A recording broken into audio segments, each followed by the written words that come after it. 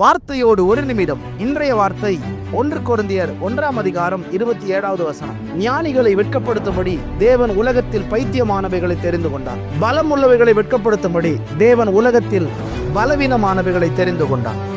தேவனுடைய பிள்ளைகளே, தேவன் உலகத்தின் ஞானத்தையும் பலத்தையும் அவர் பெரிதாய் நினைக்கிறவர் அல்ல. தேவன் தம்முடைய பிள்ளைகளை ஞானம் உள்ளவர்கள் மத்தியில், பலம் உள்ளவர்கள் மத்தியில், பேதைகளையும் பலவீனர்களையும் தெரிந்து கொண்டு அவர்களை ஆச்சரியமாய் மாற்றி சாதாரணமானவர்கள் மத்தியில் அசாதாரணமான காரியங்களை செய்ய வைக்கிற கர்த்தர்.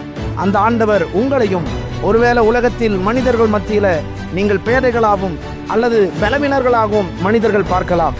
ஆனால் கர்த்தர் உங்களை அவர்கள் மத்தியில சாதாரணமாய் அல்ல, அசாதாரணமான காரியங்களை செய்யத்தக்க அளவிற்கு கர்த்தர் உங்களை மாற்றுவார். உங்கள் வாழ்க்கை நிச்சயமாய் மாறும். இந்த நாள் மகிழ்ச்சியின் நாளாய் மாறட்டும். God bless you.